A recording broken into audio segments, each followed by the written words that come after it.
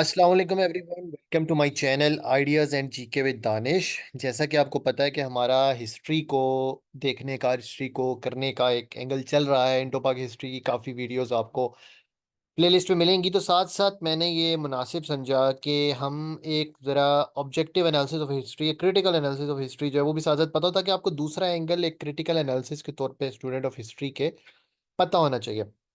तो इसी हवाले से अगर हम जितनी भी मुहिम्मात की गई हैं मुस्लिम अफवाज की तरफ से, मुस्लिम सल्तनतों की तरफ से, पहले 30 साल को अगर आप छोड़ दें जो खिलाफत राशिदा गए हैं उसके बाद के, तो आपको ये चीज़ का अंदाज़ा होता है कि क्या वो मुहिम्मात का पर्पस क्या था, basically why these were done.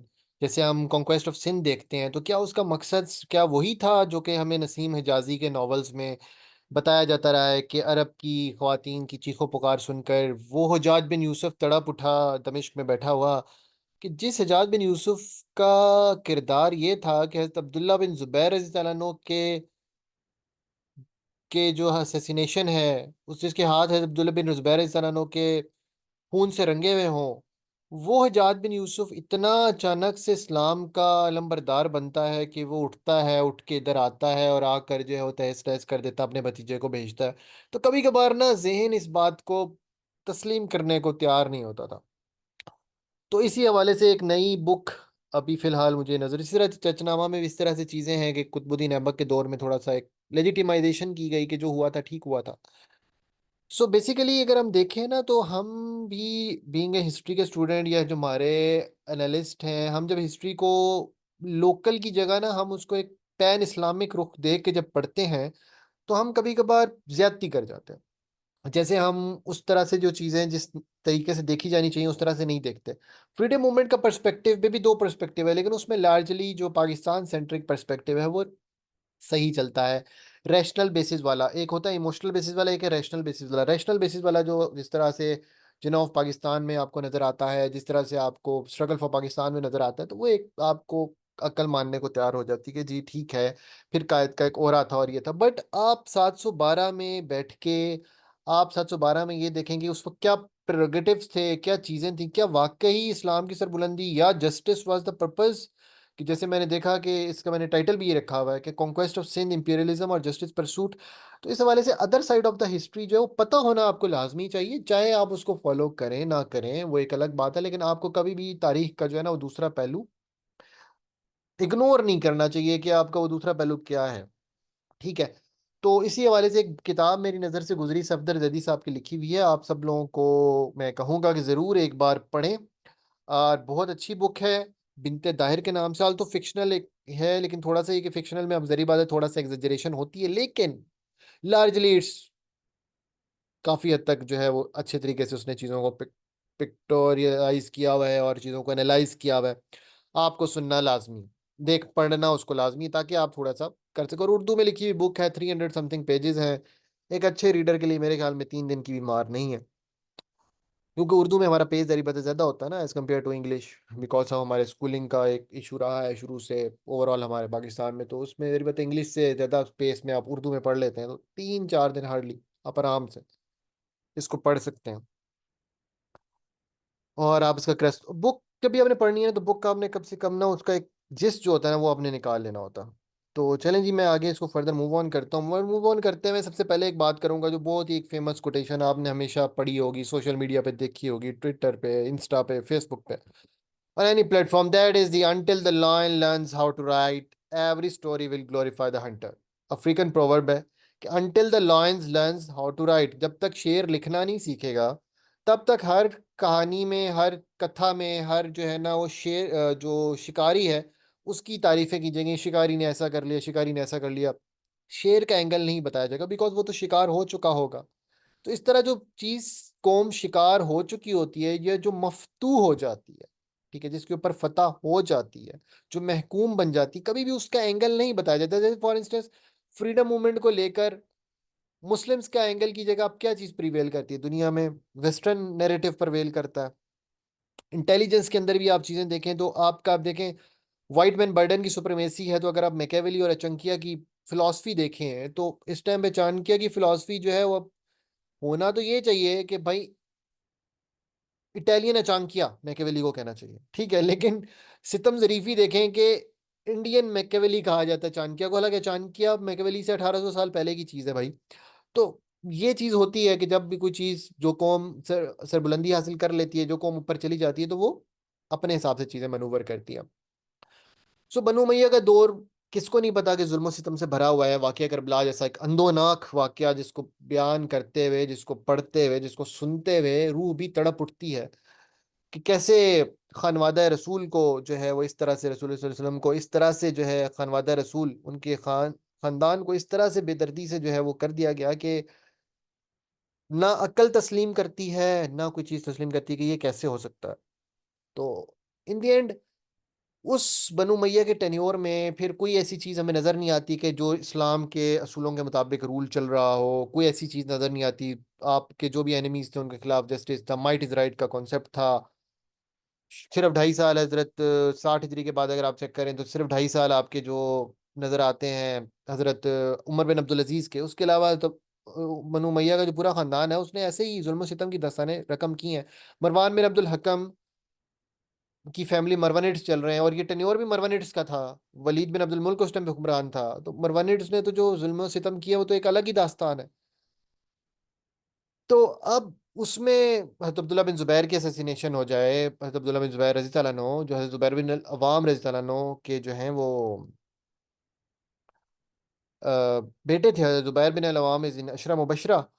और हज़रत जो उस कॉन्टेक्स्ट में अगर आप देखें तो आपको समझ नहीं आता कि यार क्या वाकई ही इसका पीछे इस्लाम की सरबुलंदी थी, इस सिंध की फतह के पीछे क्या था, वजह क्या बनी कि क्यों बैठे बैठे एक चीज उठी। तो मैं आपको बताता चलूं कि इस पहली बात तो ये है कि जो सिंध का एक कल्चरल है, अगर आप कल्चरल हिस्ट्री ऑफ सिंध देखें ना, तो मेहमानों को वेलकम किया जाता है, और कोई पनाह में आ जाए ना तो उसको वापस नहीं किया जाता।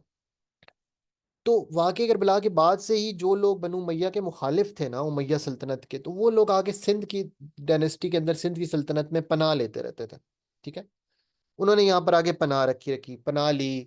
और राजा दाहिर की जो डायनेस्टी थी उसका नाम था तच डायनेस्टी, और इसका जो दादा थे चच, इनका नाम खुद तच था, जिन्होंने डायनेस्टी बनाई थी, वहां से ये सिलसिला शुरू हुआ कि जो सादात फैमिली जब आकर यहाँ पर बना लेती। तो इसके बाद भी ये चलता रहा। अब्दुल्ला गाजी, अब्दुल्ला शाह गाजी जो है वो भी बनु अब्बास से जब बच के आए तो वो भी इधर ही थे, उनके पैरोकार यहाँ पर आए, और अब्दुल्ला बिन शाह गाजी फिर यहाँ पर उनको शहीद किया गया।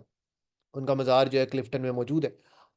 तो वो भी सैयद खानवादे से थे, उनकी चौथी पीढ़ी पर इमाम हसन और इमाम हुसैन से मिलती है। तो आप इससे अंदाजा लगा लें कि किस तरह से वो एक दौर था, कोहराम बरपा था उसमें। तो सिंध का एक कल्चर है कि जब मेहमान आ जाए तो मेहमान को वापस नहीं कहते, मेहमान की इज्जत और तकरीम जो है फर्ज है।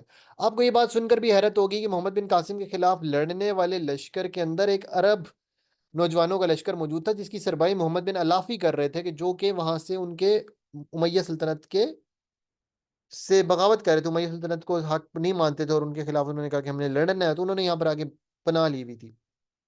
तो इसके पीछे क्या मुहर्रकात थे, क्या वजह थी? तो पहली बात तो ये कि पर्सनल मोटिव्स ऑफ हजाज बिन यूसुफ थे। हजाज बिन यूसुफ उस वक्त का जो खलीफा था, वलीद बिन अब्दुल मुल्क, जो कि अब्बासी सल्तनत का खलीफा था, उसका बड़ा राइट हैंड समझा जाता था। और हजाज बिन यूसुफ का ये था कि मैं किसी तरह से अपनी स्ट्रेंथ और मोटिव कर सकूं। जाहिर बात है, trade route is trade route कौन सा है? ट्रेड रूट आपका ये होता था, सिंध से गुजर के आपकी इनकी सारी की सारी सल्तनत, इंडोनेशिया मलेशिया से लेकर सिंध से गुजर के सारा का सारा जो मिसालों की एक्सपोर्ट हो रही है, और अरब चीज़ों से जो चीज़ें आ रही हैं, तो ट्रेड का पूरा रूट यही जगह आपकी डोमिनेट करती थी, जिसको आज आप बहरा अरब कहते हैं।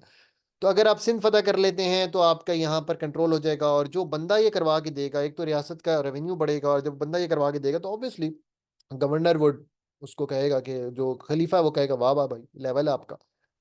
तो इस कॉन्टेक्स्ट में हिजाज बिन यूसुफ ने कहा कि ठीक है, पहली बात तो ये है कि उसने कहा चलो हम करते हैं। तो उसने पहले भी अटेम्प्ट्स करता रहा, लेकिन इस बार उसने चुना अपने भतीजे को, और उसकी पहले सर ट्रेनिंग करवाई अपने दो कमांडर्स अब्बू हशाम और अब्बू यजीद से। तो उन्होंने जब ये काम सरबरंद किया, और फिर जाकर उसने 17 साल की उम्र में मोहम्मद बिन कासिम ने जी सिंध फतह कर लिया। उसके बाद क्या है कि strengthen the command over eastern provinces. दूसरी चीज क्या थी कि किस तरह से ईस्टर्न प्रोविंसेस, मतलब जो आपके उसके अंडर प्रोविंसेस थे, उन पर किस तरह से कमांड अपनी मजबूत कर सकें, किस तरह से हम कोशिश करें कि वो हमारे ही तसल्लुत में बरकरार रहें। और जो बगावतें बेसिकली, जब फतूहात काफी अर्से से रुकी हुई थी ना, तो कोई, जब फतवाहत रुक जाए तो इसका मतलब है कि जो भी एनिमीज होंगे आपकी सल्तनत के, या जो उनकी जुबान में एनिमीज लेकिन जो भी आपके बागी होंगे सल्तनत के, तो वो क्या करेंगे, वो सर उठाएंगे ना, वो कहेंगे अच्छा भाई अब सल्तनत वीक होगी, चलो जी कुछ कोशिश करके देख लेते हैं। तो वो इस तरह की चीजें बढ़ रही थी। तो उस टाइम पे आप देखें तो ओवरऑल भी उधर तारिक बिन जियाद ने वो स्पेन फतह करने वाली चीज आई, और इधर ये वाला फतह करने वाला जो कॉन्टेक्स्ट आता है सिंध वाला। तो एक्सपेंशनिज्म दोबारा से रिवाइव करने का अब्दुल्ला वलीद बिन अब्दुल मुल्क का जो है वो पर्सपेक्टिव था। फिर थर्ड एक्सपीडिशन थी ये। अगर ऐसा होता तो ये पहली एक्सपीडिशन थी होती कि फौरन पहले पहले आगे, जैसे वो कहानी बताएगी कि वो चीखो पुकार सुनी, बैठा नहीं गया, तड़प उठे वहां बैठे बैठे हजाज बिन यूसुफ, उन्होंने कहा जाओ और जाके ईंट से ईंट बजा दो। तो ऐसा नहीं हुआ था जनाब। तीसरी एक्सपीडिशन थी बनु उमैया की फोर्सेस की तरफ से। चौथी बात यह है कि आप एक और बात को याद रखें कि जब, थोड़ी सी मैं इसको एनालॉजी ऐसे समझाता हूँ कि उसने कहा था कि आप बंदे हमें वापस करें, ठीक है, chain of series event for persecution and people taking asylum in the empire. Asylum लिया हुआ था, सादात फैमिलीज आई हुई थी, सैयद खानवादे यहाँ पर मौजूद थे, उसके अलावा क्या नाम है, जो लोग भी बनु उमैया के खिलाफ थे उन्होंने यहाँ पे पनाह ली हुई थी। तो अब इसको इस तरह से करें कि 9/11 के बाद अमेरिका वक्त की सुपर पावर है, उसने तालिबान गवर्नमेंट से, जब अफगानिस्तान का रूल संभाली हुई थी, कि यार उन्होंने एक मुतालबा किया, आप ये बंदा है उसामा बिन लादेन, ये हमारे हवाले कर दो, सुकून से हुकूमत करो, हमें कोई मसला नहीं। तालिबान ने कहा हम हवाले नहीं करते। जब तालिबान ने हवाले नहीं करा तो फिर क्या हुआ? तालिबान ने जब हवाले नहीं किया तो फिर क्या हुआ? उन्होंने ये किया कि यार जब आपने बंदा हवाले नहीं कर तो हम सुपर पावर है, we will teach you the lesson. And उन्होंने क्या किया, उन्होंने उस पर चढ़ाई कर दी, और अफगानिस्तान के साथ जो हुआ 20 सालों में, रेस्ट इज हिस्ट्री। अब उस वक्त की जो सुपर पावर थी वो उमैया सल्तनत थी, उसकी बस 3 कॉन्टिनेंट्स की जो है वो पावर थी। उनके मुकाबले में एक सिंध की सल्तनत का, छोटी सी सल्तनत का बंदा उठ के ये कहता है, गवर्नर जो है वो ये कहता है कि भाई मैं जो है इसको नहीं मानता, आपके ऑर्डर्स नहीं मानता। तो उसमें फिर उमैया सल्तनत ने कहा भाई हम तो हैं सुपर पावर, हम फिर तुम्हें बताते हैं कि तुम कैसे नहीं मानते। तो बेसिकली फिर एक प्रॉपर लश्कर कुशी की गई और सिंध को फतह कर लिया गया। फिर जैसे हर जगह होता है, जब भी आपने कोई भी एक इंपीरियलिस्टिक पावर आके किसी जगह पे कब्जा कर दिया तो अंदर से गद्दार मिल जाते हैं। तो उस टाइम पे भी कुछ ऐसे लोग थे जो अंदर से मिल गए और उन्होंने सपोर्ट की, और उसकी वजह से जो है वो सिंध का किला फतह हो गया। फिर उस टाइम पर स्टार्ट हुआ कि अतिया बिन कूफी फारिस ईरान के अंदर एक स्कॉलर थे जिन्होंने रेबेलियन स्टार्ट की थी अगेंस्ट द उमैया सल्तनत। तो उनकी रेबेलियन को क्रश किया गया, फिर वहां से मकरान और दोबारा अपनी फोर्सेस को कंसोलिडेट किया गया, और फिर आकर आपने ये किया गया। तो बनु मैया का जो सबसे खतरनाक तरीका होता था, ये क्या करते थे कि ये वहां पर जाके जिस भी जगह पर कब्जा करते थे, तो ये बेसिकली मंगोलों ने भी बाद में अपनाया, बाद में टर्क्स ने भी अपनाया, बेसिकली बेजेंटाइन से इन्होंने सीखा था कि वहां की जो नस्ल है ना उसको खत्म कर दे, ताकि उस नस्ल के अंदर अपने बंदे कर दो, ताकि उसके बाद ये हो सके कि वो नस्ल सर ही ना उठा सके, कि वो आपके खिलाफ लड़ने के काबिल ही ना बच सके। तो उसके लिए एक्सप्लॉयटेशन का टूल यूज किया जाता था।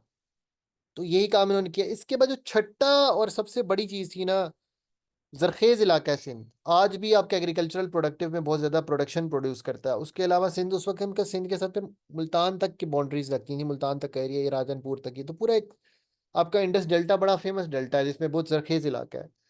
तो उसके अलावा लार्ज गोल्ड रिजर्व थे, जो मंदरात थे, मंदरात के जो तय खाने थे मंदिरों के, उनके अंदर जो है वो गोल्ड के रिजर्व मौजूद थे। तो जरी बात है, जब इतना ज्यादा रेवेन्यू आएगा, और उसके बाद जरी बात सल्तनत का बहरी बेड़ा बढ़ाना था, बहरी बेड़ा एक्सपेंड करना था, ताकि हम एक्सपेंशन को और आगे लेके जा सकें ईस्ट एशिया की तरफ। तो नेवल फ्लीट को बढ़ाने के लिए भी जरूरी था कि रेवेन्यू आए, कुछ माल गनीमत वगैरह कहीं से मिले। तो उसके लिए भी ये जरूरी था कि सिंध को फतह किया जाए। तो ये तमाम मुहर्रिकात है जिनकी बेसिस पर जो है वो सिंध को फतह किया गया। अच्छा, मोहम्मद बिन कासिम की जो डेथ हुई ना, जो इसमें इस तरह जिस तरह इस बुक में एक्सप्लेन किया गया, और कुछ आप अगर कल्चरल हिस्ट्री ऑफ सिंध पढ़े तो आपको पता चलता है, उसकी वजह जो बनी ना, वो जो हमें बताई जाती है वो नहीं थी। वो मैं आप पे ही छोड़ता हूँ, आप इस किताब को पढ़ें, पढ़ के आप लोग एनालाइज करें कि वो क्या वजह थी। और बाकी एक डॉन में एक आर्टिकल भी छोटा सा मौजूद है, राजा दाहिर की 2 बेटियों सूर्या देवी और परमल देवी। बेसिकली ये बुक है सूर्या देवी पर, जो राजा दाहिर की बड़ी बेटी थी। ठीक है, तो अब आपको मेरे ख्याल में ये वीडियो होपफुली समझ आई होगी। उम्मीद है आपको चैनल के कंटेंट पसंद आ रहा होगा। अगर कंटेंट पसंद आ रहा है तो काइंडली वीडियो को लाइक कर दें, चैनल को सब्सक्राइब कर दीजिएगा, और बेल आइकन को प्रेस करना जो है वो ये नहीं भूलिएगा। तो ये था जी टोटल मेरा आज के लेक्चर, उम्मीद आपको पसंद आया होगा। और जो कॉन्क्वेस्ट ऑफ सिंध को लेकर, वैसे ओरिजिनल स्टेट नैरेटिव वाली हमारी वीडियो जो एमसीक्यूज के लिए है, वो भी मैं इसके कैप्शन में डाल दूँगा। बेसिकली हमने आज से एक तरह से बुक रिव्यू का भी जो सीरीज़ है ना, जो मैंने प्रॉमिस किया था, वो स्टार्ट कर दिया है। और आप बुक्स रिव्यूज़ के हवाले से भी जो बुक रिव्यूज़ आप चाहते हैं किए जाएँ, कुछ ऐसी बुक्स मैं कोशिश करूँगा कि जो ज़रा डिफरेंट हो, जो आप लोग ना जर्नल में पढ़ रहे हो ना, जो पिटी हुई बुक ना हो, ताकि आप लोगों को कुछ फ़ायदा हो सके। तो वो मैं बुक रिव्यूज़ भी फिर साथ-साथ करता रहूँगा, डॉक्यूमेंट्रीज़ के रिव्यूज़, बुक्स के रिव्यूज़, ताकि आपको चीज़ें एनालाइज़ करने में आसानी हो। सो जी, thanks for watching. Kindly channel को सब्सक्राइब कर दीजिएगा और बेल आइकन को प्रेस करना नहीं भूलिए। Thank you. अल्लाह हाफ़िज़।